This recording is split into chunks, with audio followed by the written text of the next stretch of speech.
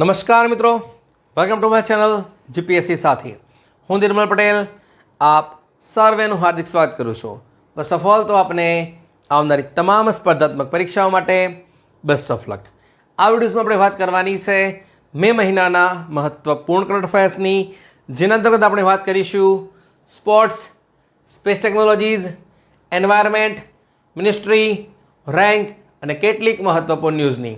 આ વિડીયો મે મહિનાનો પાર્ટ 2 છે. આના પહેલાં પાર્ટ 1 અપલોડ કર્યો છે, જેમાં વાત કરી છે appointment, award, books, days, defence, conference અને કલ્ચરની. જો ના જોયો હોય તો જોઈ લેજો. આપણે દરેક મહિનાના 2 વિડીયોઝ બનાવીએ છીએ. 2 વિડીયોઝ પણ પ્રોપર સ્લોટ વાઇઝ અથવા તો ટોપિક વાઇઝ હોય છે. માની લો આપની પાસે સમય છે તો આપી વિડીયોને પહેલાં એકવાર શાંતિથી જોવાનો છે. વિડીયો એકવાર જોયા પછી બીજી વાર વિડીયો જોઈને એક પ્રોપર નોટ્સ બનાવી લેવાની છે. નોટ્સ હું તમને એટલા માટે પ્રિફર કરું છું કે જો આપે કરંટ અફેર્સની એક પ્રોપર નોટ્સ બનાવેલી હશે તો આપને એક્ઝામ સમય દરમિયાન ઓછા સમયની અંદર ક્વિક રિવાઇઝ થઈ જશે. માની લો એક્ઝામ નજીકમાં છે તો આપણી વિડીયોને એકવાર શાંતિથી જોવાનો છે. વિડીયોના વચ્ચે આપણે બીજી કોઈ જ વાત નહીં હોય, માત્ર ને માત્ર એક્ઝામ ઓરિએન્ટેડ ઇન્ફોર્મેશનની ચર્ચા હશે, બીજી કોઈ જ ફાલતુ વાત નહીં હોય. આશા રાખું કે આપને વિડીયો જરૂરથી પસંદ આવશે. તો વિડીયોને લાઇક કરજો, આપણા મિત્રો સાથે શેર કરજો. ચેનલને જો સબસ્ક્રાઈબ ના કરી હોય કરી લેજો. નોટિફિકેશન બેલ પણ કરજો, જેથી નેક્સ્ટ વિડીયો નોટિફિકેશન મળી જાય. આપનો કોઈ પણ ડાઉટ હોય કમેન્ટ કરી દેજો, તો હું તમને એનો આન્સર આપી દઈશ. વધારે સમય નથી બગાડતા, વિડીયોની શરૂઆત કરીએ. બીજી એક ઇન્ફોર્મેશન કે યુટ્યુબની અંદર જે રિઝોલ્યુશન છે એ બાય ડિફોલ્ટ 240 અથવા તો 360 હોય છે. તો આપને જે બોર્ડ પર લખેલું છે એ ક્લિયર નહીં દેખાય, તો એક રિક્વેસ્ટ છે, યુટ્યુબની અંદર જે રિઝોલ્યુશન છે એ 720 અથવા તો એનાથી પ્લસ કરી દેજો. તો આપણે જે બોર્ડ પર લખેલું છે એ બધું ક્લિયર દેખાઈ જશે. ઓકે, ચલો શરૂઆત કરીએ. સ્પોર્ટ્સ, એમાં નંબર 1 છે જીનેવા ઓપન. હવે આપણે થશે કે જીનેવા ઓપન જેવા તો કેટલાય ટાઇટલ હોય, શું બધા કરવાના છે? ઓલરેડી આપણે વર્ષની અંદર જે 4 ગ્રાન્ડ સ્લેમ છે એ તો કરતા જ હોઈએ છીએ. તો યસ, જીનેવા ઓપન છે એ કેમ કરવાનું છે અને આપણા માટે ખાસ કેમ છે તો સમજાવું કે જીનેવા ઓપન છે એ જીતે છે નોવાક જોકોવિચ. કોણ જીતે છે? નોવાક જોકોવિચ જીતે છે. શોર્ટમાં લખું છું, બરાબર? તો જીનેવા ઓપન છે એ જીતે છે સર્બિયાનો ખેલાડી. દેશનું નામ પણ તમારે ધ્યાન રાખવાનું છે કે નોવાક જોકોવિચ એ કયા દેશનો ખેલાડી છે, તો એ છે સર્બિયાનો ખેલાડી છે. તો કેમ અગત્યનું છે? કેમ કે નોવાક જોકોવિચ છે એને એના કરિયરનું 100મું ટાઇટલ જીત્યું છે. કેટલા નંબરનું? 100મું ટાઇટલ જીત્યું છે. એટલે કે નોવાક જોકોવિચે જીનેવા ઓપન જીતીને પોતાના કરિયરનું 100મું સિંગલ એટીપી ટાઇટલ જીત્યું છે. એટલા માટે આપણા માટે ખૂબ જ મહત્ત્વનું છે. હવે હું તમને પ્રશ્ન કરું કે શું નોવાક જોકોવિચ, ધ્યાનથી સાંભળો, શું નોવાક જોકોવિચ દુનિયાનો પ્રથમ ખેલાડી છે જેને 100 ટાઇટલ જીત્યા છે? તો એનો જવાબ છે ના. ઓલરેડી 2 ખેલાડી છે જે 100 કરતાં પણ વધારે સિંગલ્સ ટાઇટલ છે એ જીતી ચૂક્યા છે. નંબર 1 છે જીમી કોનર્સ, 109 ટાઇટલ્સ, અને બીજા નંબર પર છે રોજર ફેડરર, 103 ટાઇટલ, અને 100 જીતે છે નોવાક જોકોવિચ. ઓકે, હવે પ્રશ્ન છે કે ગ્રાન્ડ સ્લેમમાં, તો ગ્રાન્ડ સ્લેમની અંદર સૌથી વધુ ગ્રાન્ડ સ્લેમ કોણ જીત્યો છે? તો એનો જવાબ છે નોવાક જોકોવિચ. કેટલા જીતી ચૂકેલ છે? 24 ઓલરેડી જીતી ચૂકેલ છે. ક્લિયર એટલે સુધી? ચલો પછી વાત કરીએ. એશિયન એથ્લેટિક્સ ચેમ્પિયનશિપનું આયોજન થાય છે સાઉથ કોરિયાની અંદર. ક્યાં થયું છે? સાઉથ કોરિયાની અંદર થયું છે. ધ્યાન કરજો, સાબરકાંઠા નથી. ઓકે, સાઉથ કોરિયા છે. ઓકે, ચલો મેડલ ટેલની વાત કરીએ. તો મેડલ ટેલની અંદર નંબર 1 પર હતું ચાઇના, બીજા નંબર પર છે આપણું ભારત. ઓકે, કેટલા જીત્યા છે? એ જીત્યા છે, તમારે શું બોલવાનું છે? 8, 10 અને 6. એટલે કે 8 શું છે? ગોલ્ડ, 10 સિલ્વર અને 6 છે બ્રોન્ઝ છે. ઓવરઓલ પૂછાય તો આંકડો આવશે 24 નંબર. કેટલા આવશે? 24 છે એ ટોટલ મેડલ આપણે જીત્યા છે. આ સાથે જ આપણે કેટલા નંબરમાં છીએ? બીજા નંબરમાં છીએ. ઓકે, ચલો પછી વાત કરીએ. ખૂબ જ અગત્યનો છે એ છે દોહા ડાયમંડ લીગ. પ્રશ્ન પૂછાશે કે તાજેતરની અંદર યોજાયેલ કઈ લીગની અંદર નીરજ ચોપડાએ પોતાના કરિયરનું સૌથી સર્વશ્રેષ્ઠ પ્રદર્શન કર્યું છે અને સૌથી વધુ મીટરનો થ્રો કર્યો છે? ક્વેશ્ચન ખ્યાલ આવી ગયો? એટલે કે નીરજ ચોપડા છે એને પોતાના કરિયરનું સૌથી બેસ્ટ પ્રદર્શન કર્યું છે, એ છે દોહા ડાયમંડ લીગની અંદર. ઓકે, તો એમ એ કઈ રમત સાથે જોડાયેલ છે? જેવલિન થ્રોવર. રમત પણ તમારે ધ્યાન રાખવાની છે. એ કઈ રમત છે? જેવલિન થ્રોવર. તો એમને જે જેવલિન છે એ કેટલું થ્રો કર્યું છે? એ કર્યું છે 90.23 મીટર. ઓકે, હવે પ્રશ્ન થશે તમને કે શું નીરજ ચોપડા છે એને 90.23 મીટર થ્રો તો કર્યું, તો દોહા ડાયમંડ લીગની અંદર શું એમને ગોલ્ડ જીત્યો? તો જવાબ છે ના. એ જીતે છે સિલ્વર મેડલ. શું જીતે છે? સિલ્વર.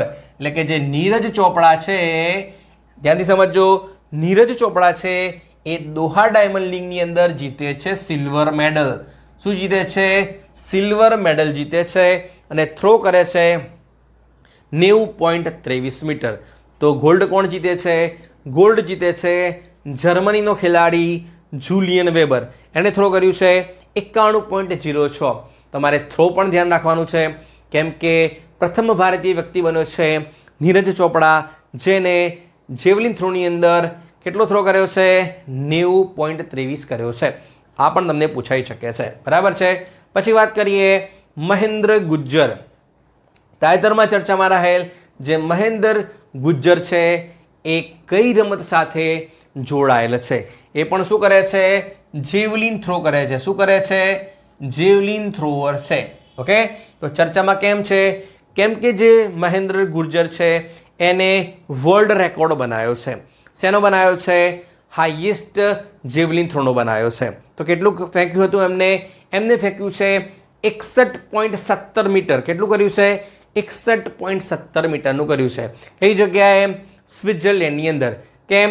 સ્વિટ્ઝરલેન્ડની અંદર યોજાઈ હતી world para athletics grand prix. એની અંદર મહેન્દ્ર ગુજ્જર કરે છે જેવલિન થ્રો, પણ કેટલું? 61.17 મીટર. આ સાથે જ શું બનાવે છે? વર્લ્ડ રેકોર્ડ બનાવે છે. ઓકે, ધ્યાન રાખજો, રમત પૂછાશે અને ખેલાડી પૂછાશે. બરાબર છે. પછી વાત કરીએ સયાની દાસ. તાજેતરમાં ચર્ચામાં રહેલ જે સયાની દાસ છે એ કઈ રમત સાથે જોડાયેલ મહિલા છે? તો એ કરે છે સ્વિમિંગ કરે છે. શું કરે છે? સ્વિમર છે. શોર્ટમાં લખું છું સ્વિમિંગ. ચલો, ઇન્ક્લુડ કેમ કરી? તો ઇન્ક્લુડ એટલા માટે કરી કે ઓશન 7 ચેલેન્જ, ધ્યાનથી સાંભળો, ઓશન 7 ચેલેન્જની અંદર દુનિયાની 7 ચેનલ પાર કરવાની હોય છે. એમાંની 6 ચેનલ અમને પાર કરી છે. કોણે કરી છે? સયાની દાસે. 6થા નંબરની કરી છે સ્ટ્રેટ ઓફ જિબ્રાલ્ટર. કઈ કરી છે? Strait of Gibraltar. આ સાથે જ એશિયાની પ્રથમ મહિલા હોય જેને ઓશન 7 ચેલેન્જની 6 ચેનલ પાર કરી હોય એવી પ્રથમ મહિલા બની છે સયાની દાસ બની છે. ઓકે, તો ડેફિનેટલી 7મી કરશે તો પણ એશિયાની શું બનશે? આ પ્રથમ મહિલા જ બનશે, કેમ કે 6માં જ આ શું છે? પ્રથમ મહિલા સ્વિમર બની ગઈ છે. પણ કયાની છે? એશિયાની છે. દુનિયાની વાત થતી નથી. ધ્યાન કરજો. ઓકે, હવે જે 7મી બાકી છે એ છે સુગારુ સ્ટ્રેટ. એટલે કે જે સયાની દાસ છે એ 7 ચેનલ જ્યારે પાર કરશે ત્યારે એશિયાની પ્રથમ મહિલા હશે જેને શું પાર કરી હશે? ઓશન 7 ચેલેન્જની અંતર્ગત 7 ચેનલ પાર કરી હશે. બરાબર છે. પછી વાત કરીએ હિટમેન સ્ટેન્ડ, એટલે કે રોહિત શર્મા સ્ટેન્ડ. ઓકે, તાજેતરની અંદર ભારતના કયા સ્ટેડિયમ ખાતે રોહિત શર્માનું સ્ટેન્ડ ઓપન થયું છે અથવા તો ઉદ્ઘાટન કર્યું છે? તો આપ જાણતા હશો. ઓકે, આમ છે મુંબઈ ઇન્ડિયન્સ. ઓકે, ચલો, એટલે કે જવાબ શું આવશે? વાનખેડે સ્ટેડિયમ. શું આવશે? વાનખેડે સ્ટેડિયમ. શોર્ટમાં લખું છું. ચલો, એટલે કે વાનખેડે સ્ટેડિયમ છે મુંબઈની અંદર. એની અંદર રોહિત શર્માનું શું સ્ટેન્ડ છે એનું શું કર્યું છે? ઉદ્ઘાટન કર્યું છે. આ તો વાત થઈ ગઈ હિટમેન એટલે કે રોહિત શર્મા છે. પણ હું તમને પ્રશ્ન કરું કે પ્રથમ ભારતીય મહિલા હોય, ઓકે, એ કઈ છે જેના નામે ઈડન ગાર્ડનની અંદર સ્ટેન્ડનું ઓપન થયું છે અથવા તો ઉદ્ઘાટન કર્યું છે? ઓકે, તો એ શું જવાબ આવશે? એ આવશે ઝુલન ગોસ્વામી. શું આવશે? ઝુલન ગોસ્વામી આવશે. પછી વાત કરીએ કુશમૈની, એટલે કે તાજેતરની અંદર ચર્ચામાં રહેલ કુશમૈની છે એ શું છે? તો એ છે રેસર છે. શું છે એ? રેસર છે. ઓકે, ચલો. એટલે કે જે કુશ મૈની છે એ પ્રથમ ભારતીય વ્યક્તિ બન્યો જેને ફોર્મ્યુલા 2 રેસ જીતી છે. કઈ જીતી છે? ફોર્મ્યુલા 2 રેસ જીતી છે. પછી છે એશિયાની ઓલ્ડેસ્ટ ફૂટબોલ ટુર્નામેન્ટ એટલે કે ડુરન્ડ કપ. ઓકે, આપ જાણતા જ હશો. ઓકે, અત્યારે રમાઈ રહી છે. ચલો, તો 134મું એડિશન છે. કેટલામું છે? 134મું એડિશન છે. પણ પ્રશ્ન એ છે કે જે 134મું જે ડુરન્ડ કપ છે એનું આયોજન છે એ કેટલા ભારતીય રાજ્યોની અંદર થઈ રહ્યું છે? ક્વેશ્ચન ખ્યાલ આવે છે? આ જ ક્વેશ્ચન તમને 110% પૂછાશે. ઓપ્શનમાં લખેલું હશે 2, 3, 4 અને 5. તો તમે જવાબ ટીક કરશો 5. કેટલો ટીક કરશો તમે? 5. એટલે કે જે 134મું એડિશન છે ડુરન્ડ કપનું એનું જે આયોજન છે એ પ્રથમવાર 5 ભારતીય રાજ્યોમાં થાય છે. એટલે કે પ્રથમવાર 5 ભારતીય રાજ્યો છે એ શું કરે છે? ડુરન્ડ કપની શું કરી રહ્યા છે? મેજબાની કરી રહ્યા છે. એકની વાત નથી, 5 રાજ્યો શું કરી રહ્યા છે? આયોજન કરી રહ્યા છે. હવે વાત કરીએ ખૂબ જ મહત્વપૂર્ણ ક્વેશ્ચન. એ છે all India football federation player of the year 2024. Okay, તો એ કોણ બન્યા છે? મેન્સ અને ફિમેલ્સ બંને તમારે ધ્યાન રાખવાના છે. મેન્સમાં બન્યા છે શુભ આશીષ બોઝ. કોણ બન્યા છે? શુભ આશીષ બોઝ. શોર્ટમાં હું એસબી લખું છું. અને ફિમેલ છે એ બની છે Soumya Guguloth. I repeat, all India football federation's player of the year 2024 men's પૂછાય તો એ છે શુભાશીષ બોઝ, અને મહિલા પૂછાય છે તો એ છે સૌમ્યા ગોગુલોથ. હવે વાત કરીએ છીએ આપણે ઓલ ઇન્ડિયા ફૂટબોલ ફેડરેશનની, એટલે કે ફૂટબોલની વાત કરીએ છીએ. તો ભારતની અંદર જે નેશનલ ટીમ છે ફૂટબોલની એના હેડ કોચ પણ ભારતીય વ્યક્તિ નિયુક્ત થયા છે. એ થયા છે ખાલિદ જમીલ. ઓકે, જેની ચર્ચા આપણે નેક્સ્ટ વિડીયોઝની અંદર એપોઇન્ટમેન્ટમાં કરી લઈશું. બરાબર છે? ચલો, પછી વાત કરીએ Wisden's leading cricketer in the world 2024ની અંદર બન્યા છે.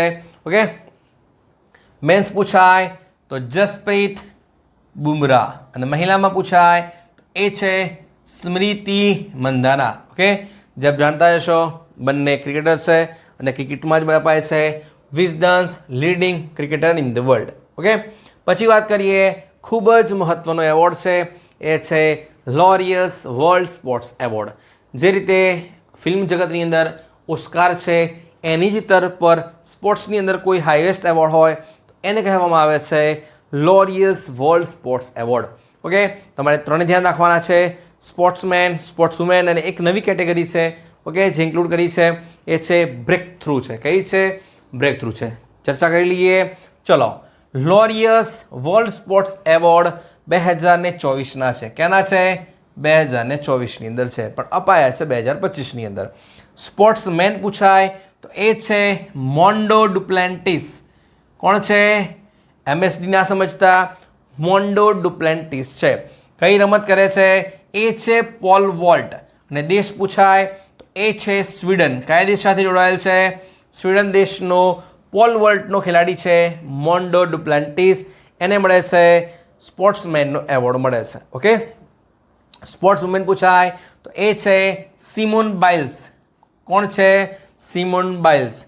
શું રમે છે? એ છે જિમ્નાસ્ટ છે. શું છે? જિમ્નાસ્ટ. દેશ પૂછાય તો અમેરિકા. કયો દેશ છે? અમેરિકા.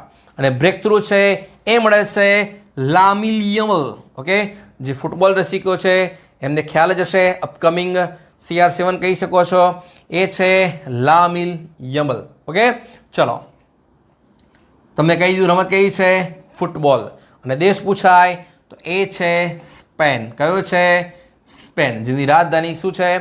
મેડ્રિડ છે. પછી વાત કરીએ યુરોપિયન ગોલ્ડન બૂટ. ઓકે, ખૂબ જ મહત્વપૂર્ણ છે. કેમ કે ખેલાડી છે એ એના કરિયરની અંદર પ્રથમવાર છે એ શું જીતે છે? યુરોપિયન ગોલ્ડન બૂટ જીતે છે. ઓલરેડી જે ફિફા વર્લ્ડ કપ છે એનો જે ગોલ્ડન બૂટ છે એ તો મળી જ ચૂક્યો છે.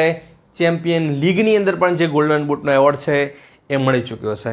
પણ પ્રથમવાર છે એ શું મળે છે? યુરોપિયન ગોલ્ડન બૂટનો એવોર્ડ મળે છે. ઓકે, ચલો, ક્લબ પૂછાય તો રિયલ મેડ્રિડ. દેશ પૂછાય તો ફ્રાન્સ. કયા ખેલાડીની વાત થઈ રહી છે? એ છે કિલિયન મબાપે. કોની વાત થઈ રહી છે? કિલિયન મબાપે. ઓકે, ચલો પછી વાત કરીએ સ્પેસ ટેકનોલોજી. એમાં નંબર 1 છે ચંદ્રયાન 3. ઓકે, હવે તમને થશે કે ચંદ્રયાન 3 તો આપણે 2023માં કરી લીધું. ઓકે, ક્યારે કર્યું હતું? 2023ની અંદર.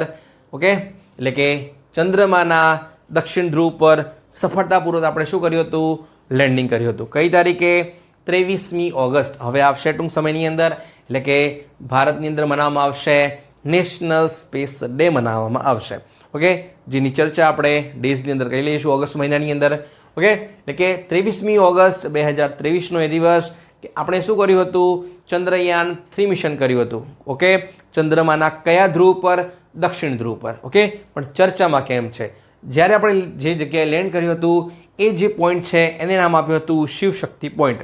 લેન્ડરનું નામ હતું વિક્રમ અને જે રોવર છે એનું નામ હતું પ્રજ્ઞાન રોવર. શું હતું? પ્રજ્ઞાન રોવર. તો પ્રજ્ઞાન રોવરના જે સ્પેક્ટ્રોમીટર છે એને ઇન્ફોર્મેશન પરથી ખબર પડી છે કે ચંદ્રમાની ઉપર છે એ 4.3 બિલિયન યર ઓલ્ડ. હું લખું છું અહીંયા, ધ્યાનથી સમજો. 4.3 બિલિયન. ઓકે, એટલે કે 4.3 બિલિયન યર ઓલ્ડ મટીરિયલની પુષ્ટિ કરી છે. પ્રથમવાર કોઈ સ્પેસ એજન્સીએ, એટલે કે આપણે ઈસરોએ કરી છે. કે ઈસરોના અંતર્ગત આવતી ફિઝિકલ રિસર્ચ લેબોરેટરીએ આ પુષ્ટિ કરી છે કે ચંદ્રમા ઉપર જે ત્યાં મટીરિયલ્સ છે એ કેટલા જૂના છે? 4.3 બિલિયન યર જૂના છે. ઓકે, ફરી રિપીટ કરી લઈએ. ચંદ્રયાન 3 મિશન 23મી August, national space day. Landing point છે Shivshakti, Vikram lander, Pragyan rover. Okay, આટલી ઇન્ફોર્મેશન તમારે જ્યારે પણ ચંદ્રયાન 3ની વાત હોય ત્યારે તમને અવશ્ય ખબર હોવી જોઈએ. ઓકે, ચલો પછી વાત કરીએ લુપિન. આપ જે રીતે ગૂગલની અંદર મેપની અંદર વાપરો છો એ છે જીપીએસ છે, જે આપણે અમેરિકાનું વાપરીએ છીએ. ગ્લોબલ પોઝિશનિંગ સિસ્ટમ ભારતે પણ પોતાનું બનાવી લીધું છે. એ છે નાવિક છે, નેવિગેશન વિથ ઇન્ડિયન કોન્સ્ટલેશન. પણ તમે એવું ક્યારેય સાંભળ્યું કે જ્યારે આપણે માની લો કે કોઈ સ્પેસ મિશન કરીએ છીએ, માની લો કોઈ મંગળ પર માણસ ગયો છે, બરાબર છે? ઓકે, તો ત્યાં એને નેવિગેશન સિસ્ટમ મળે. ઓકે, જીપીએસ છે, નાવિક છે, તો પૃથ્વી માટે જ છે. તો પ્રથમવાર જે સ્પેનિશ ફર્મ છે જીએમવી એને અનવીલ કરી છે, લુપિન સિસ્ટમ અનવીલ કરી છે. કઈ સિસ્ટમ છે? લુપિન સિસ્ટમ અનવીલ કરી છે. પણ કયા ગ્રહ માટે? જ્યારે પણ જે એસ્ટ્રોનોટ્સ છે, ઓકે, એ આ ગ્રહ પર જશે તો ત્યાં શું મળશે? એમને નેવિગેશન સિસ્ટમ મળશે. જે રીતે આપણે પૃથ્વી પર જીપીએસ વાપરીએ છીએ નેવિગેશન માટે, તો આ ગ્રહ પર શું મળશે? નેવિગેશન સિસ્ટમ મળશે. ઓકે, એક્સપ્લોરેશન દરમિયાન. ઓકે, તો કોના માટે છે? તો વાત થઈ રહી છે વન્સ અગેઇન મૂનની જ વાત થઈ રહી છે, એટલે કે ચંદ્રની વાત થઈ રહી છે. એટલે કે પૃથ્વીનો એકલૌતો ઉપગ્રહ છે, કોઈ ગ્રહની વાત નથી, આપણે ઉપગ્રહ માટે બનાવી છે. પછી વાત કરીએ પંચ મિશન છે. તાજેતરમાં ચર્ચામાં રહેલું જે પંચ મિશન છે એ કઈ ઓર્ગેનાઇઝેશનનું છે? એ છે એ નાસાનું છે. કોનું છે? નાસાનું છે. ઓકે, ચલો તો કેમ ચર્ચામાં હતું કે જે નાસાનું જે સ્પેસક્રાફ્ટ છે પંચ છે એ સૂર્યને સ્ટડી કરવા માટે હતું, પણ એને પ્રથમવાર શું કર્યું છે? જે સ્પેસ રેમ્બો છે એની તસવીર ક્લિક કરી છે. આપ નાના હતા ત્યારે વાંચતા હશો જાનીવાલી પિનારા. ઓકે, ચલો પછી વાત કરીએ અર્થ ઓબ્ઝર્વેશન સેટેલાઇટ 09. ફૂલ ફોર્મ તમારે ખાસ ધ્યાન રાખવાનું છે કે તાજેતરની અંદર જે ઈસરોએ જે મિશન કર્યું છે અર્થ ઓબ્ઝર્વેશન 09 છે, એ કયા રોકેટ દ્વારા કરવામાં આવ્યું હતું? એ કરવામાં આવ્યું હતું PSLV C61. ઓકે, આ મિશન છે એ જ્યારે લોન્ચ કર્યું ત્યારે થોડી ટેકનિકલ ગ્લિચના કારણે શું થયું હતું? ફેલ થયું હતું, બરાબર છે? તો ઈસરો ફરીથી કરી દેશે, પણ ફૂલ ફોર્મ ધ્યાન રાખો. અર્થ ઓબ્ઝર્વેશન સેટેલાઇટ 09 છે એ કયા રોકેટ દ્વારા લોન્ચ કરવામાં આવ્યું હતું? PSLV C61 દ્વારા લોન્ચ કરવામાં આવ્યું હતું. ટેકનિકલ ગ્લિચના કારણે આ મિશન ફેલ થયું છે. ઓકે, ઇન ફ્યુચરમાં આપણે આ મિશન કરી લઈશું, બરાબર છે? પણ ઈસરોનું આ કેટલામું મિશન હતું? ક્વેશ્ચન સમજાય તમને? ઈસરોનું કેટલામું હતું? ઈસરોનું મિશન હતું 101મું. આ તમને મે બી પૂછાઈ શકે છે. ઓકે, ચલો પછી વાત કરીએ કોસ્મોસ 482. તાજેતરમાં જે ઇન્ડિયન ઓશન છે એની અંદર જે કોસ્મોસ છે એનું સ્પેસ ક્રાફ્ટ શું થયું છે? ક્રેશ લેન્ડ થયું છે. ઓકે, તો 1972ની અંદર ધ્યાનથી સાંભળો, 1972ની અંદર વેનસ માટે, કોના માટે? વેનસ માટે આ મિશન લોન્ચ કરવામાં આવ્યું હતું. પણ કોને લોન્ચ કર્યું હતું? યુએસએસઆરે. ઓકે, એટલે કે સોવિયત સંઘે લોન્ચ કર્યું હતું. આઈ રિપીટ, 1972ની અંદર જે કોસ્મોસ 482 મિશન છે એ સોવિયત સંઘ શું કરે છે? લોન્ચ કરે છે.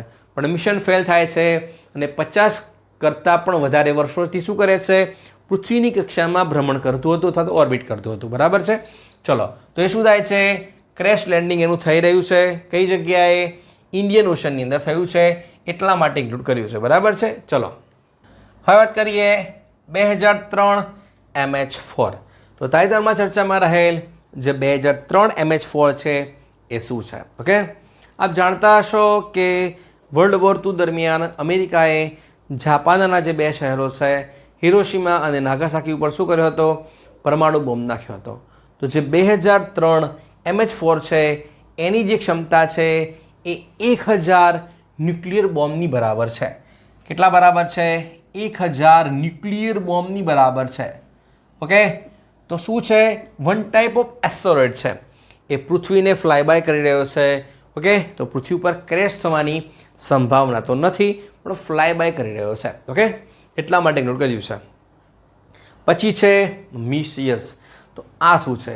આ છે one type of quantum communication satellite છે. શું છે? ક્વોન્ટમ કમ્યુનિકેશન સેટેલાઇટ છે. આપ જાણતા હશો કે જે 2025નું જે વર્ષ છે એ છે international year of quantum science. એટલે કે જે આવનારો જે સમય છે એ છે ક્વોન્ટમ સાયન્સનો છે. ઓકે, ચલો, તો દુનિયાનો એક દેશ છે જેને લોન્ચ કર્યો હતો, મિસિયસ લોન્ચ કર્યો હતો. અને એવું કીધું હતું કે જે અમારી જે કમ્યુનિકેશન સિસ્ટમ છે એ અનહેકેબલ છે. આને છે કોઈ પણ છે એ હેક નહીં કરી શકે. પણ જે કેટલાક રિસર્ચરો છે, સાયન્ટિસ્ટ છે, એમને કીધું કે તમારો દાવો છે ખોટો છે, કે અમે શું કરી શકીએ છીએ, અથવા દુનિયાની અંદર કોઈ પણ વ્યક્તિ છે એ શું કરી શકે છે, જે રિસર્ચર છે, સાયન્ટિસ્ટ છે, એ આને હેક કરી શકે છે. ઓકે, આવું કોણ કરી શકે? દુનિયાનો એક જ દેશ કરી શકે, એ છે અમેરિકા. ઓકે, ટ્રમ્પભાઈ જ કરી શકે? ના, આ કર્યું છે ચાઇનાએ કર્યું છે. એટલે કે લોન્ચ કોણે કર્યો હતો? ચાઇનાએ લોન્ચ કર્યો હતો, ના કે અમેરિકાએ. પછી ખૂબ જ મહત્વપૂર્ણ પોર્શન છે એ છે એન્વાયરમેન્ટ. એમાં નંબર 1 છે DRR ધાન 100 કમલા. એટલે કે જે કમલા છે, ફૂલ ફોર્મ ધ્યાન રાખો, DRR ધાન 100 કમલા છે એ શું છે? એ છે વન ટાઈપ ઓફ રાઈસ છે.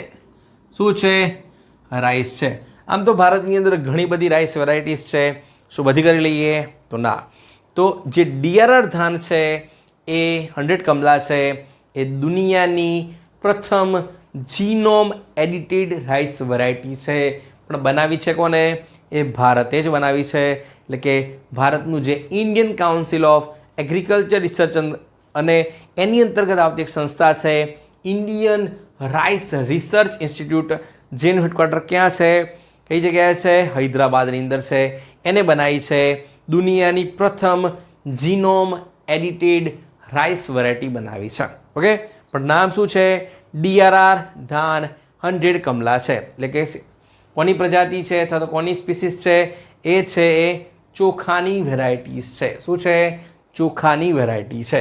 આ તમને પૂછાશે. ઓકે, ચલો પછી છે મોરિંગુઆ હોડઘાર્તી. ઓકે, વર્ડ પર ધ્યાન રાખો. મોરિંગુઆ હોડઘાર્તી છે એ કોની પ્રજાતિ છે? તો એ છે એ માછલી છે. શું છે? માછલી છે. એટલે કે ફિશ છે. શું છે? ફિશ છે.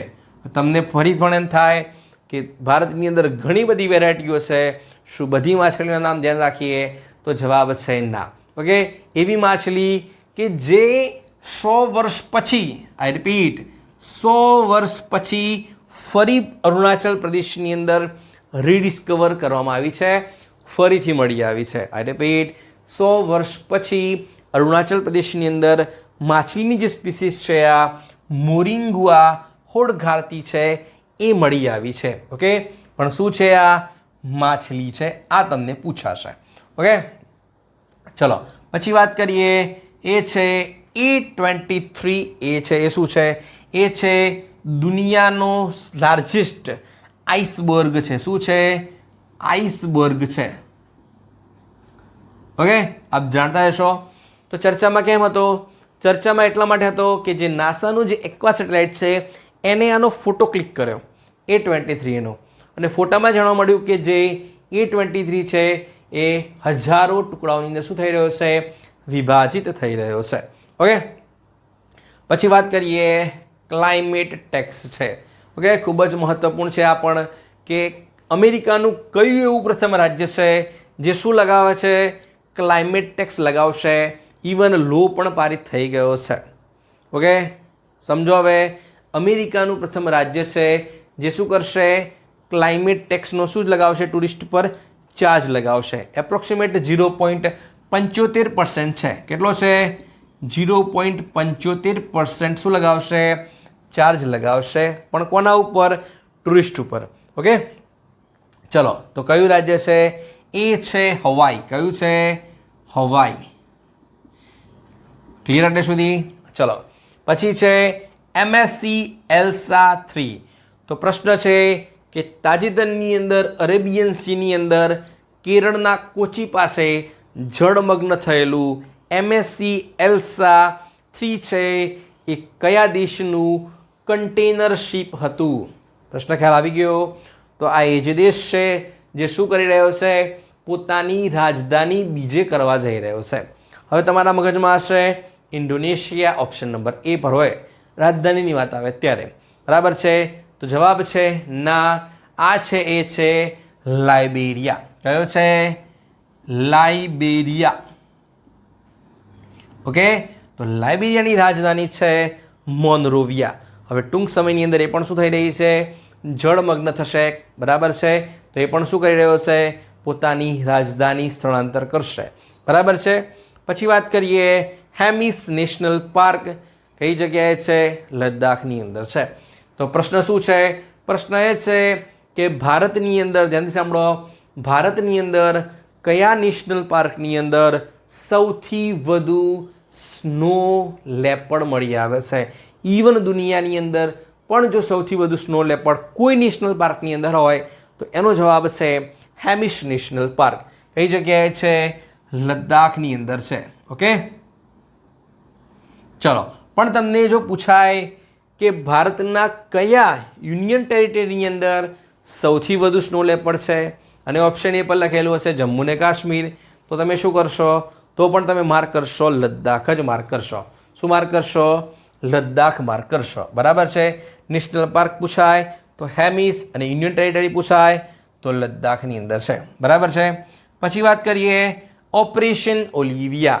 આપ જાણતા હશો કે ભારતનો જે ઈસ્ટર્ન જે દરિયા કિનારો છે, વેસ્ટર્ન નહીં, ઓકે, ઈસ્ટર્નની વાત થઈ રહી છે, એની અંદર પણ ખાસ ઋષિકુલ્યા રિવરનો જે મુહાનો અથવા જે મુખ છે અથવા તો ગહીરમાથા બીચ છે એના ઉપર દર વર્ષે 8 લાખ કરતાં પણ વધારે ઓલિવ રીડલી ટર્ટલ માસ નેસ્ટિંગ કરતા હોય છે. ઓકે, IUCN સ્ટેટસ છે એમનું એન્ડેન્જર્ડ છે. એમને દર વર્ષે બચાવવા માટે જે ઇન્ડિયન કોસ્ટગાર્ડ છે એ ઓપરેશન કરે છે. એનું નામ છે ઓપરેશન ઓલિવિયા. શું નામ છે? ઓપરેશન ઓલિવિયા. પણ કર્યું કોને છે? એ કર્યું છે ઇન્ડિયન કોસ્ટગાર્ડ. કોણે કર્યું છે? Indian coastguard. પછી છે સબિન્સ ગુલ. તો તાજેતરની અંદર ભારતની અથવા તો ગુજરાતની બર્ડ સેન્ચ્યુરી છે, ઓકે, નળ સરોવર પક્ષી અભયારણ્ય, એની અંદર એક પક્ષી જોવા મળ્યું. ઓકે, છેલ્લે જોવા મળ્યું હતું 2013ની અંદર. ક્યાં જોવા મળ્યું હતું? કેરળની અંદર. એટલે કે ભારતની અંદર 2013ની અંદર કેરળની અંદર એક પક્ષી જોવા મળ્યું હતું. એ પ્રથમવાર હવે જોવા મળે છે. કઈ જગ્યાએ? ગુજરાતની અંદર. ગુજરાતમાં પણ ક્યાં? નળ સરોવર બર્ડ સેન્ચ્યુરી અથવા તો પક્ષી અભયારણ્ય. ઓકે, તો એનું જ નામ છે સબિન્સ ગુલ. શું નામ છે? સબિન્સ ગલ પણ કહી શકો છો. સબિન્સ ગુલ. પણ કયું છે આ? આર્કટિક બર્ડ છે. શું છે આ? આર્કટિક ટિક બર્ડ છે. ઓકે, ચલો. પછી છે ગ્લોબલ મિથેન ટ્રેકર રિપોર્ટ 2025. કઈ સંસ્થા દ્વારા આપવામાં આવે છે? એ આપે છે ઇન્ટરનેશનલ એનર્જી એજન્સી, જેનું હેડક્વાર્ટર ક્યાં છે? પેરિસની અંદર છે. ઓકે, ચલો. પછી વાત કરીએ મિનિસ્ટ્રી. એમાં નંબર 1 છે 6th સેમી કન્ડક્ટર યુનિટ છે. તો તાજેતરની અંદર જે આપણી કેબિનેટ છે એને ભારતની અંદર 6થું સેમી કન્ડક્ટર યુનિટ છે એને સ્થાપવા માટેની મંજૂરી આપી છે.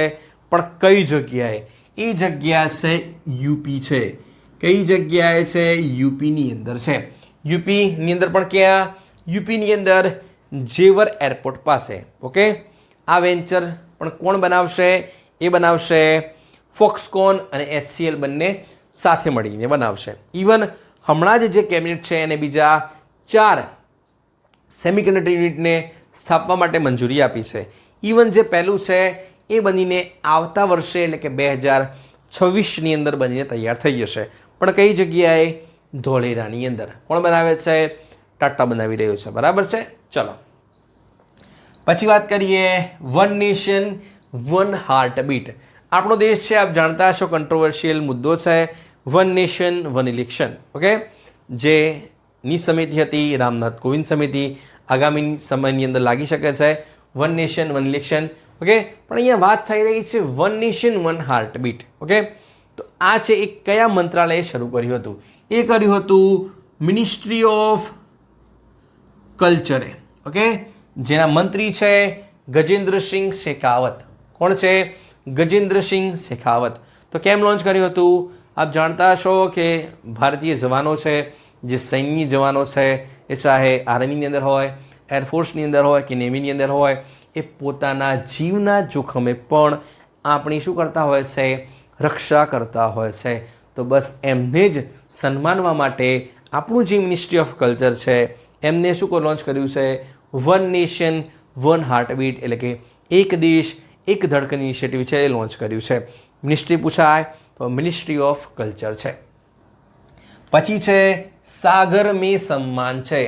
પ્રશ્ન છે કે તાજેતરમાં શરૂ કરવામાં આવેલ સાગર મેં સન્માન ઇનિશિયેટિવ કહી દો તમે, અથવા તો જે પોલિસી છે એનો હેતુ શું છે? પ્રશ્ન ખ્યાલ આવે છે?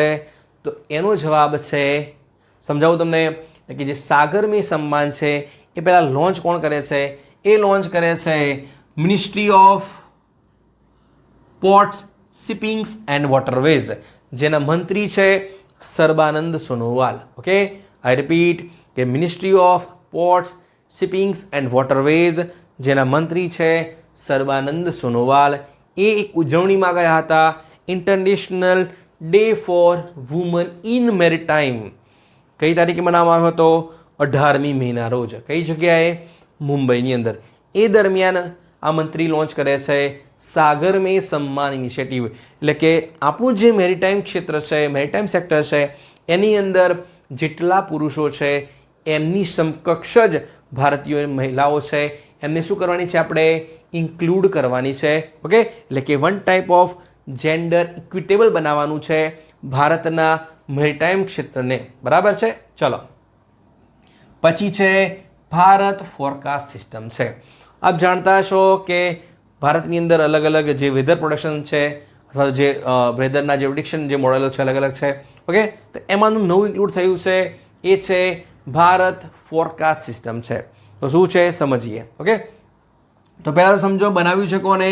એ બનાવ્યું છે ઇન્ડિયન ઇન્સ્ટિટ્યૂટ ઓફ ટ્રોપિકલ મિટ્રોલોજી. હવે પ્રશ્ન છે કે ઇન્ડિયન ઇન્સ્ટિટ્યૂટ ઓફ ટ્રોપિકલ મિટ્રોલોજી છે એ કઈ જગ્યાએ છે? એ છે એ પૂનાની અંદર છે. એટલે કે મિનિસ્ટ્રી ઓફ અર્થ સાયન્સ અને ઇન્ડિયન ઇન્સ્ટિટ્યૂટ ઓફ ટ્રોપિકલ મિટ્રોલોજી બનાવ્યું છે ભારત ફોરકાસ્ટ સિસ્ટમ, અથવા શોર્ટમાં તમે કહી દો BFS બનાવ્યું છે. ઓકે, એટલે કે ભારતની અંદર વેધર પ્રિડિક્શન્સ જલ્દી આપવા માટે, એટલે કે પહેલાં જે એનો સમયગાળો હતો એ એપ્રોક્સિમેટ 13 કલાક હતો. હવે જે વેધર પ્રિડિક્શનનો જે ડેટા છે એ માત્ર 3 કલાકની અંદર આપી દેશે. કોણ આપશે? ભારત ફોરકાસ્ટ સિસ્ટમ આપશે. ઓકે, હવે ફોરકાસ્ટ કરશે તો ડેફિનેટલી એના પાછળ કોઈ કોમ્પ્યુટર જવાબદાર હશે, અથવા તો ડેટા કોણ આપશે, પ્રોસેસિંગ કોણ કરશે, કોમ્પ્યુટર કરશે. તો એ જે સુપર કોમ્પ્યુટર છે એનું નામ તમને પૂછાશે, એ હશે અર્કા. શું નામ છે? અર્કા. એટલે કે જે ભારત ફોરકાસ્ટ સિસ્ટમ છે, બરાબર છે, એની અંદર જે ડેટા પ્રોસેસિંગનું કામ કરશે એ સુપર કોમ્પ્યુટર છે, એનું નામ છે અર્કા છે. ક્લિયર એટલે સુધી?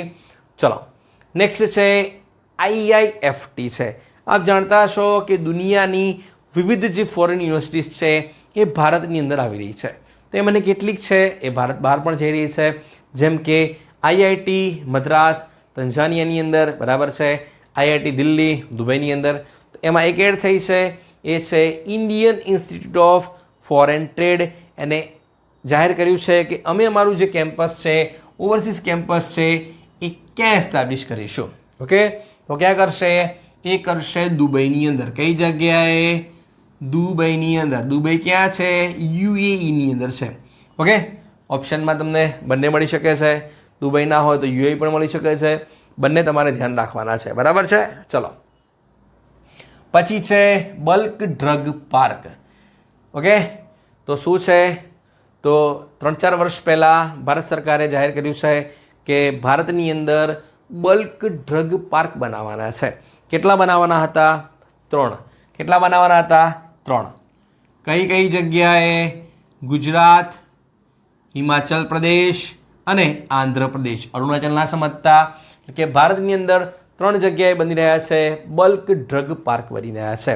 તો એના અંતર્ગત જે ભારત સરકાર છે, કેબિનેટ છે, એને મંજૂરી આપી છે પ્રોડક્શન લિંક ઇન્સેન્ટિવ સ્કીમ. પણ કોના માટે? મેડિકલ ડિવાઇસ માટે. ઓકે, તો ઇન્ક્લુડ કર્યા છે. ઓકે, બલ્ક ડ્રગ પાર્ક પૂછાય તો એનો જવાબ છે 3.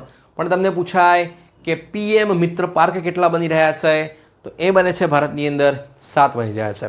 ડિફેન્સ કોરિડોર પૂછાય તો એ બની રહ્યા છે 2 બની રહ્યા છે, તમિલનાડુ અને ઉત્તર પ્રદેશની અંદર. પણ તમને પૂછાય છે કે મલ્ટી મોડલ લોજિસ્ટિક પાર્ક કેટલા બની રહ્યા છે ભારતની અંદર, તો એ બની રહ્યા છે 32 છે. આવતા વર્ષની અંદર 5 બનીને તૈયાર થઈ જશે, બરાબર છે. ચલો, નેક્સ્ટ છે first 9000 horse power locomotive engine. એટલે કે તાઇવાનની અંદર ભારતના વડાપ્રધાન નરેન્દ્ર મોદીજીએ first 9000 horse power locomotive engine પ્લાન્ટનું અનાવરણ ક્યાં કર્યું છે? તો એ કર્યું છે દાહોદની અંદર. ક્યાં કર્યું છે? દાહોદ, એટલે કે ગુજરાતની અંદર કર્યું છે. ઓકે, નેક્સ્ટ છે ફર્સ્ટ સેમી ઓટોમેટેડ પોર્ટ. બીજું પણ પૂછાશે. બીજું પણ તમારે ધ્યાન રાખવાનું છે કે દેશનું પ્રથમ deep water container transshipment port. I repeat, કે ભારત દેશનું પ્રથમ deep water container transshipment port એ જ છે first semi automated port. Okay, એનું પણ ઉદ્ઘાટન મોદીજીએ કર્યું છે. એ છે કેરાલાની અંદર. ક્યાં કર્યું છે? કેરાલાની અંદર. પણ કેરલામાં પણ ક્યાં? વિજિંજમ ઇન્ટરનેશનલ પોર્ટ છે એ. ઓકે, ચલો, પછી છે ઉલ્લાસ યોજના. ખૂબ જ મહત્વપૂર્ણ છે.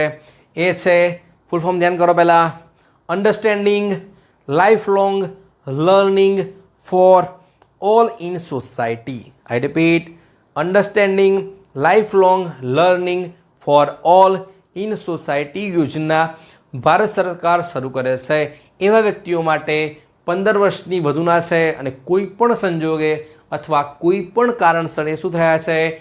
લિટરેસી એટલે શિક્ષણથી શું થયા છે? વંચિત થયા છે. એમને બેઝિક ન્યુટ્રિશન નોલેજ આપવા માટે ભારત સરકાર લોન્ચ કરે છે ઉલ્લાસ યોજના. એટલે સુધી ચલો, તો ઇન્ક્લુડ કેમ કરી છે? ઇન્ક્લુડ એટલા માટે કરી છે કે ઉલ્લાસ યોજના અંતર્ગત ભારતનું એવું પ્રથમ રાજ્ય કયું છે જે ઉલ્લાસ યોજના અંતર્ગત શું થયું છે? ફુલ્લી લિટરેસી સ્ટેટ ડિક્લેર થયું છે. આઈ રિપીટ, ઉલ્લાસ યોજના અંતર્ગત ભારતનું કયું પ્રથમ રાજ્ય છે એ શું જાહેર થયું છે? ફુલ્લી લિટરેટ સ્ટેટ જાહેર થયું છે. ઓકે, તો એનો જવાબ આવશે મિઝોરમ. શું આવશે? મિઝોરમ. ઓકે, આ તો પ્રથમ હતું. બીજું પૂછાય તો તમે માર્ક કરશો G ફોર ગોવા, અને ત્રીજું પૂછાય તો તમે માર્ક કરશો T ફોર ત્રિપુરા. ઓકે, 3 ધ્યાન રાખવાના છે. પ્રથમ પૂછાય મિઝોરમ, બીજું પૂછાય ગોવા અને ત્રીજું પૂછાય તો છે ત્રિપુરા છે. આ તો વાત થઈ તમને સ્ટેટની વાત થઈ, પણ તમને ક્વેશ્ચન કરી દે કોઈ કે પ્રથમ યુનિયન ટેરિટરી કઈ છે, તો તમે શું કરશો? ઓકે, યુનિયન ટેરિટરી પણ છે ભારતની અંદર, તો કઈ છે? તો એમાં તમારે માર્ક કરવાનું છે લદ્દાખ માર્ક કરવાનું છે. શું કરશો તમે માર્ક? લદ્દાખ માર્ક કરશો. પછી છે ઓરેન્જ ઇકોનોમી. આપ જીસીઆરટી અથવા તો સોશિયલ સાયન્સની અંદર વાંચતા હશો કે ભારતની અંદર હરિયાળી ક્રાંતિ, ગ્રીન રિવોલ્યુશન છે, ઓકે, યલો રિવોલ્યુશન છે, પર્પલ રિવોલ્યુશન છે, વ્હાઇટ રિવોલ્યુશન છે, બ્લુ રિવોલ્યુશન છે. તો હવે છે એ સમય છે એ આવી ગયો છે, ઓરેન્જ ઇકોનોમીનો આવી ગયો છે. એટલે કે ભારતની અંદર હવે સમય છે એ આવી ગયો છે ઓરેન્જ ઇકોનોમી અથવા તો ઓરેન્જ રિવોલ્યુશનનો આવી ગયો છે. આવું કોણ કહે છે? આવું આપણા ministry of tourism and culture Gajendrasinh Shekhawat કહે છે. ઇવન આપણા વડાપ્રધાન મોદીજી છે એ પણ એવું કહે છે કે હવે ભારતની અંદર શું કરવાનું છે? આપણે ઓરેન્જ ઇકોનોમીને શું કરવાનું છે? વધારે પ્રોત્સાહન આપવાનું છે. તો પ્રશ્ન છે ઓરેન્જ ઇકોનોમી એટલે શું? ઓરેન્જ ઇકોનોમી એટલે કે વન ટાઈપ ઓફ કલ્ચરલ, ધ્યાનથી સાંભળો, કલ્ચરલ ક્રિએટિવ ઇકોનોમી, CCE શોર્ટમાં લખું છું, એટલે કે કલ્ચરલ ક્રિએટિવ ઇકોનોમીને જ કહેવામાં આવે છે ઓરેન્જ ઇકોનોમી કહેવામાં આવે છે. એટલે સુધી તો ક્યારે ડિક્લેર કર્યું કે ભારતની અંદર યોજાઈ હતી પ્રથમ વેવ સમિટ, એટલે કે world audio visual and entertainment summit મુંબઈની અંદર. એની અંદર મોદીજીએ અને ગજેન્દ્રસિંહ શેખાવતે શું જાહેર કર્યું છે કે હવે જે સમય છે એ શેના માટેનો છે? ઓરેન્જ ઇકોનોમી માટેનો છે. બરાબર છે. ચલો પછી વાત કરીએ રેન્ક અથવા તો ઇન્ડેક્સીસ. એમાં નંબર 1 છે world press freedom index 2025. Okay, ચલો ભારતનો ક્રમ કેટલો છે? ભારતનો ક્રમ છે 151મો છે. કેટલા દેશોમાંથી? 180 દેશોમાંથી. ભારતીય મીડિયાએ ખૂબ જ સારું કામ કર્યું છે. ઓકે, ગવર્મેન્ટની ઇનિશિયેટિવ છે, ગવર્મેન્ટની જે નીતિઓ છે એનું ખૂબ જ તારીફ કરે છે. ઓકે, તો આમ તો ઇન્ડેક્સની અંદર ભારતનો ક્રમ કેટલો હોવો જોઈએ? 1 થી 20ની અંદર હોવો જોઈએ, પણ જે આ સંસ્થા છે એ ખોટો ઇન્ડેક્સ આપે છે. એ છે reporters without border. Okay, headquarter ક્યાં છે? પેરિસની અંદર. કઈ જગ્યાએ છે? પેરિસની અંદર છે. ઓકે, આપ પણ જાણતા હશો કે ભારતીય મીડિયાનું જે કામ છે એ ખૂબ જ કાબિલે તારીફ છે. એટલા માટે જ ઇન્ડેક્સ કેટલો મળે છે? 151 છે. ઓકે, કેટલામો છે? 151 છે. 2023માં હતો 161, 24માં થયો છે 159મો અને હવે કેટલામો થયો છે? 151મો થયો છે. ઓકે, એટલે કે કયા દેશની અંદર કોઈ મીડિયા છે એ કેટલી સ્વતંત્ર છે? આઈ રિપીટ, કયા દેશની અંદર કોઈ મીડિયા છે એ કેટલી રિપોર્ટિંગ કરવા માટે સ્વતંત્ર છે એ દર્શાવતો આ સૂચકાંક છે. આશા રાખીએ કે આવનારા સમયની અંદર આ જે ઇન્ડેક્સ છે એની અંદર જે ભારતનું જે સ્થાન છે એ 1 થી 100ની અંદર હોય. ઓકે, આપણે એવું નથી વિચારતા કે ટોપ 10ની અંદર આવી જઈએ, કેમ કે ઇકોનોમીમાં તો આપણે ટોપ 10ની અંદર આવી જ ગયા છે. 2014થી આપણે ખાસું બધું પ્રોગ્રેસ કરી રહ્યા છે. તો આશા રાખીએ કે વર્લ્ડ પ્રેસ ફ્રીડમ ઇન્ડેક્સ છે એની અંદર પણ આપણો દેશ છે એ 100ની અંદર આવી જાય. ટોપ 10ની વાત નથી, વાત થઈ રહી છે 100ની વાત થઈ રહી છે. બરાબર છે. ચલો, તો નંબર 1 કયો છે? તો તમારે બોલવાનું છે FEN બોલશો. શું બોલશો તમે? FE અને N. ઓકે, ચલો, 3 દેશો તમારે આવી જશે. નંબર 1 છે ફિનલેન્ડ, બીજા નંબર પર છે એ છે એસ્ટોનિયા. પૂછાવાની પૂરેપૂરી શક્યતા છે.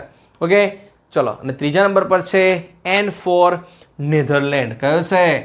N for Netherlands. હવે આ દેશ મેં તમને ખાસ કેમ કીધું? આ એ જે દેશ છે એ, ધ્યાનથી સાંભળો, નેધરલેન્ડ એ જ દેશ છે. ચલો ક્વેશ્ચન કરું. ચલો, આપ જાણતા હશો કે પાકિસ્તાન છે એ પણ કોઈ દેશો પાસેથી શું ખરીદી કરશે? ડિફેન્સ માટેની ખરીદી કરશે, આર્મ્સ ખરીદશે. બરાબર છે. તો એને સૌથી વધારે કોણ આપશે? ચાઇના મદદ કરશે ડેફિનેટલી, તુર્કી મદદ કરશે ડેફિનેટલી, કરતા જ હોય છે. બરાબર છે. પણ હવે વિચારો તમે, નંબર 1 તો ચાઇના જ છે, પણ નંબર 2 પર છે આ નેધરલેન્ડ છે. એટલે કે જે પાકિસ્તાનને જે આર્મ સપ્લાયર કરે છે, બરાબર છે, એમાં બીજા નંબરનો જે દેશ છે ચાઇના પછી એ નેધરલેન્ડ છે. બરાબર છે. ચલો, પછી છે હ્યુમન ડેવલપમેન્ટ ઇન્ડેક્સ. કયો કોણ આપે છે? યુનાઇટેડ નેશન્સ ડેવલપમેન્ટ પ્રોગ્રામ આપે છે. ઓકે, ઇન્ડિયાનો ક્રમ કેટલો છે? એ છે 130. કેટલો છે? 130. કેટલા દેશો? 193. ઓકે, તો આમાં શું યાદ રાખશો તમે?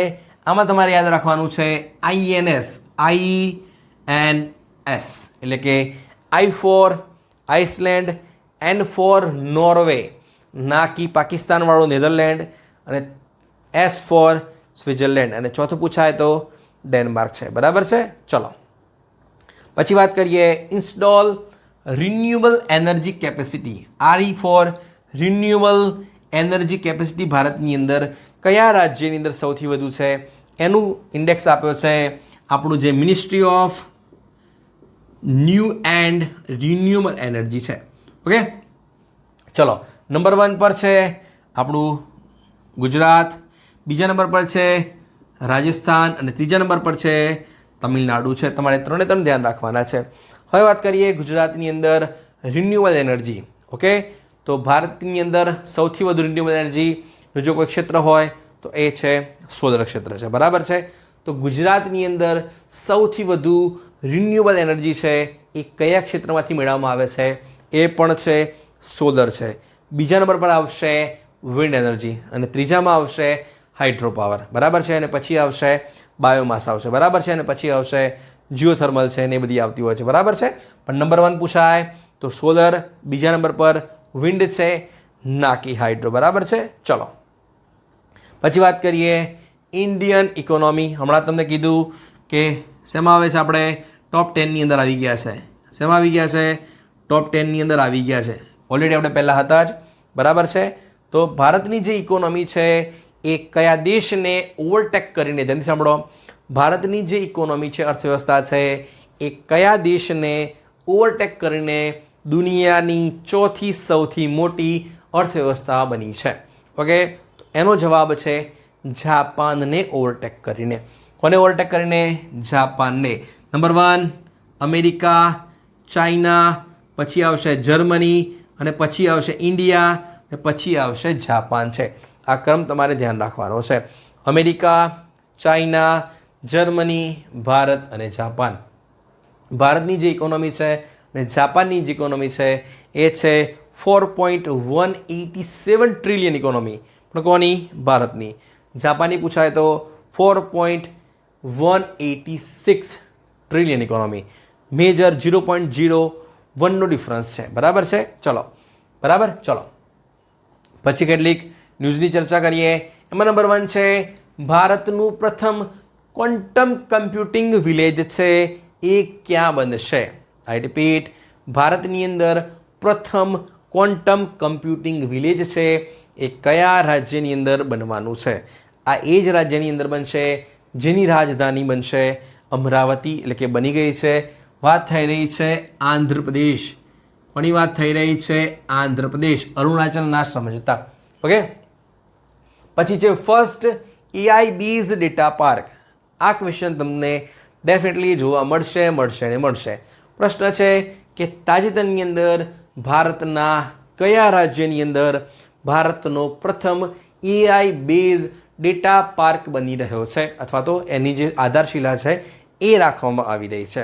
નંબર 1 પર છે કર્ણાટકા, બીજા નંબર પર છે આંધ્રપ્રદેશ, ત્રીજા પર છે ગુજરાત, અને ચોથા પર છે છત્તીસગઢ. બરાબર છે?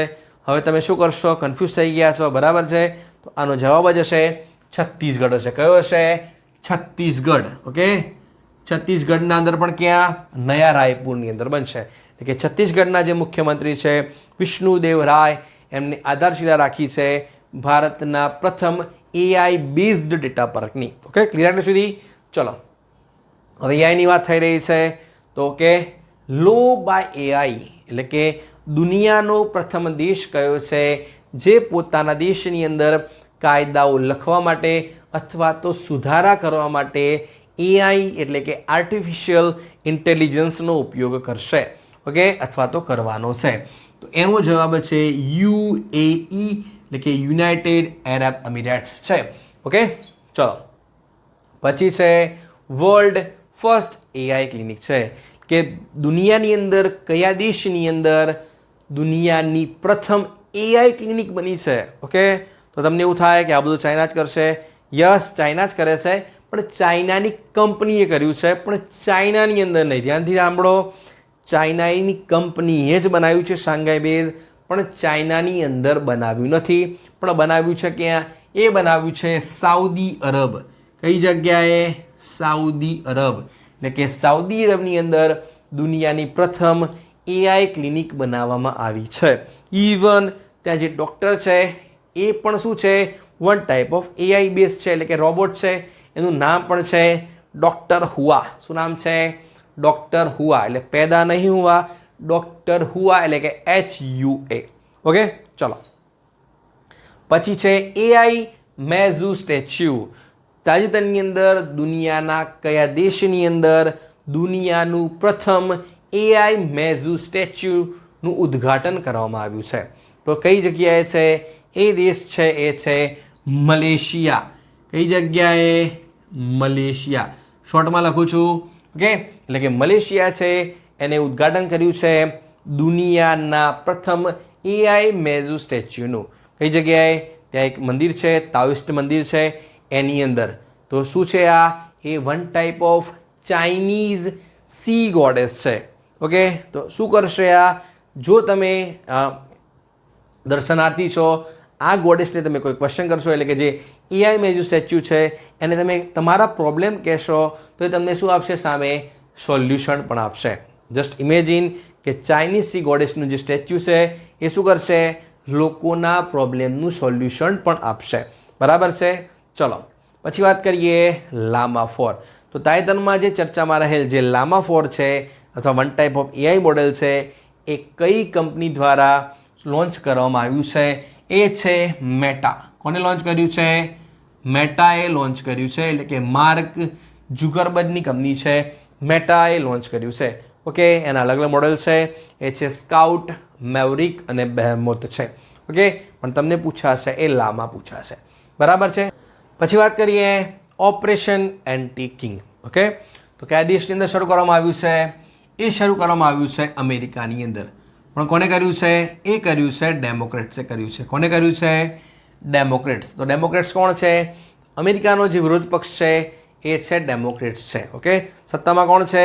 ડોનાલ્ડ ટ્રમ્પની પાર્ટી છે, રિપબ્લિકન પાર્ટી છે. ઓકે, આપણે ગુજરાતીમાં કહેવત છે કે ડાઈ છે એ સાસરે ના જાય અને ગાંડીને શિખામણ આપે. પોતાના દેશની અંદર આટલા વિરોધો થઈ રહ્યા છે. બીજા છે, આગળ પાછળ આપણે ચર્ચા કરીએ છીએ.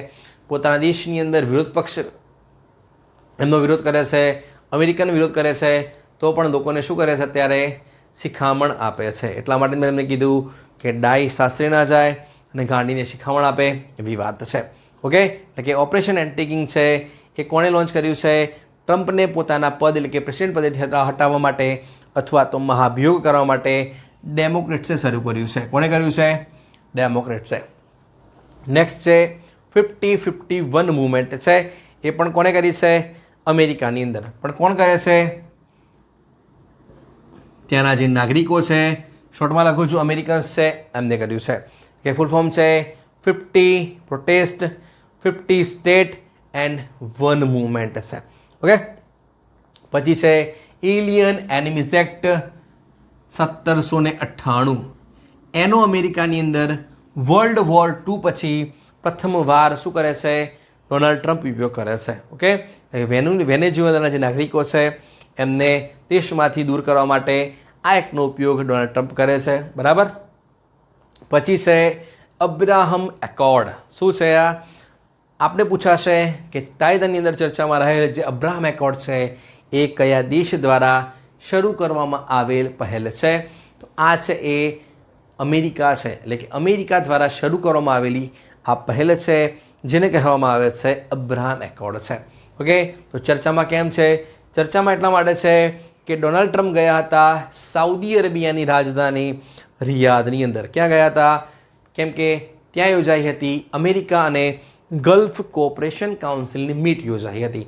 એ દરમિયાન જે ડોનાલ્ડ ટ્રમ્પ છે એમને સિરિયાના ઇન્ટરિમ પ્રેસિડેન્ટ છે અહમદ અલ શારાને કીધું કે તમે શું કરો? હવે અબ્રાહમ એકોર્ડ અંતર્ગત સામેલ થઈ જાઓ. ઓકે, અબ્રાહમ એકોર્ડ છે એ અમેરિકા દ્વારા શરૂ કરવામાં આવેલ ઇનિશિયેટિવ છે જેની અંદર વેસ્ટ એશિયન કન્ટ્રીઝ છે એમને અનુરોધ કરવામાં આવે છે કે તમે શું કરો, ઇઝરાયલ જોડે શાંતિપૂર્ણ સંબંધો શું કરો, એસ્ટાબ્લિશ કરો અથવા તો સ્થાપી દો. બરાબર છે. પછી છે અલ્કાટ્રાઝ પ્રિઝન.